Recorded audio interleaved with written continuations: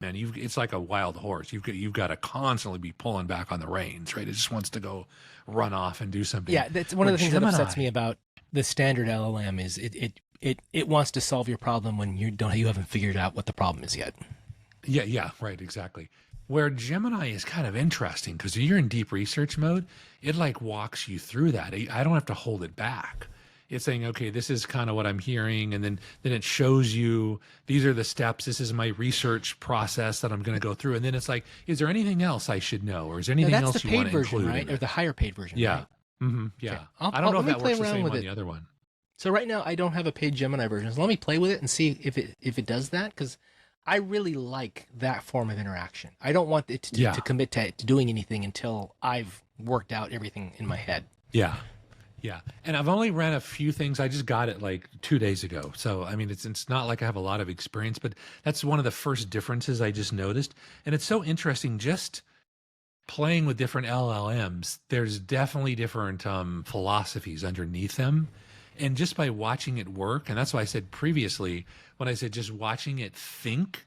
Because it exposes it in a way that I haven't seen before. And I'm like, oh, that is so insightful how it's going through. It's like very similar to the way I would process a problem. Like in my head, I don't speak it out loud. I'm like, okay, I got these two contradictory bits of information. How do I reconcile these things? I go look at like, what's the quality of this source, but how would I actually decide which one is better? Like if I have two scales and they both are giving me different weights, how would I decide which one is accurate? I'm like, well, I need to go get a better reference. So I need to maybe get a third scale.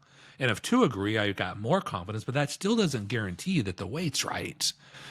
So this is right. This is going back to like, how do you judge the quality of your AI implementation, right? Yeah.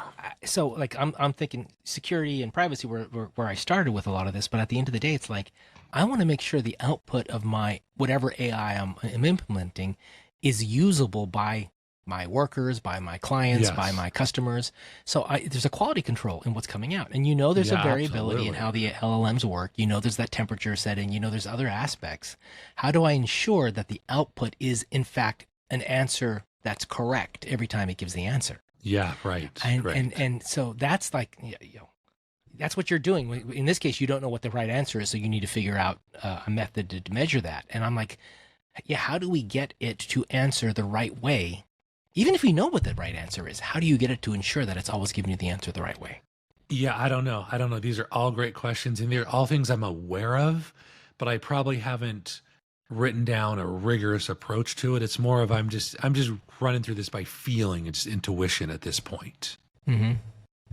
And I'm trying to figure it out on my own because I don't have anybody that's significantly smarter than me to guide me, right? It's like you can't go out and hire a genius AI coach, right? It's not like in jujitsu where you can go to a master and you can roll around for a couple. He's like, oh, this is exactly your problem. This Well, is how to you have fix some it. people who put a lot of thought into it, like we were talking about Nate Jones, and there's some others out there. The bulk of people that I see are trying to find a way to learn about it and then to make content about it, right? That's what a Yeah, lot of right, people are out there doing, and they're right. tying it back to maybe consulting or building something. These are all people who are actually building something and then showing you what they learned as they built it, which is kind of what you're talking Right. about, recording yourself. But Yeah. if you really want to adjust your thinking on this, well, I wonder. So you know Tom Bilyeu, right? Impact Yeah. Theory on YouTube. Yeah. He keeps The big pushing ears. his Yeah. founders course that he's starting up next month or Okay. this month. And his Yeah. big thing is he believes that a lot of people are going to have to be founders of their own companies going forward as AI Yeah. changes the landscape. And so Yes. his idea is to help you build out your business. He's got two courses, one for like people who are just starting off and one for people who are taking existing businesses higher. Yeah. And I'm wondering how, and he loves AI. He's using AI Yeah. for coding, for graphics, for all kinds of stuff, marketing. I'm wondering if they have if his course or a course like that would be able to really give you specifics on here is the way that we would use AI to solve this problem. Because that's like, Yeah. in essence, you want coaching on that. So you already know you can make it solve a problem, but you want to optimize that for the best way in that situation in the current model landscape to be able to do that. Yeah, and right now, Chris, I'm just overwhelmed because I spent 3 grand on another course. I haven't even logged in yet. I paid like 2 or 3 weeks ago. I mean, I logged in once initially, and I'm saturated, right? I'm saturated at this point. So And then now So I'm you need to go to sleep listening to these YouTube videos. I think so. And now my new saturation is now I've started a network.